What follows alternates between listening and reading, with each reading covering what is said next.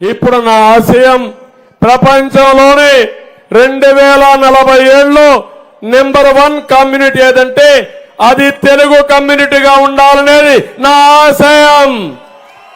మళ్ళా గుర్తుపెట్టుకోండి, తెలుగు గడ్డ మీద పుట్టిన వాళ్ళందరూ నా కుటుంబ సభ్యులేనని చెప్పి మీ అందరికీ హామీ ఇస్తున్నా. ముస్లింలు కావచ్చు, క్రిస్టియన్లు కావచ్చు, వివిధ కులాలు కావచ్చు, అందరం కూడా మనం ఒకటే. ఒక్కొక్కరికి నమ్మకం, ఒక్కొక్కరికి ఆర్థికంగా కొంత వెసులుబాట్లు ఉంటాయి. అందరి అభివృద్ధి మా ధ్యేయం. దానికి ముందుకొస్తాం. అదే సమయంలో పేదరికం లేని సమాజాన్ని చూడాలనేది మా ఆశయం. దానికి కూడా మేము కష్టపడుతున్నాం.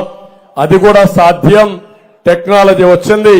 ఇప్పుడే ఒక్క నిమిషంలో మీకు చెప్తే అందరూ సెల్ ఫోన్ లాంచ్ చేసి ఆంధ్ర ప్యాలెస్ ని బ్రహ్మాండమైన ఆకాశంగా చేసి నక్షత్రాల వెలుగు సెంటర్ గా తయారు చేసే పరిస్థితికి వచ్చారు మీరంతా.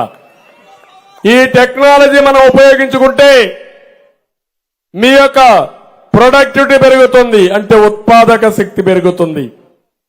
తక్కువ కష్టంతో ఎక్కువ పనులు చేసి ఎక్కువ ఆదాయాన్ని సంపాదించే మార్గం వస్తుంది.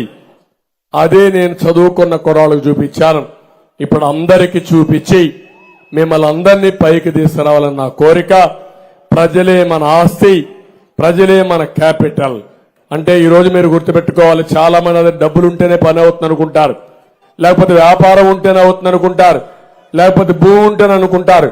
కాదు, మనుషులు అనుకుంటే సాధించలేనిది ప్రపంచంలో ఏది లేదు. అది నిరూపించాలనుకుంటున్నా. మన ఆస్తి 5 కోట్ల ప్రజానీకం. ఈ 5 కోట్ల ప్రజానీకాన్ని సక్రమంగా నడిపించగలిగితే బ్రహ్మాండమైన ప్రగతిని, సంపదను సృష్టిస్తాం.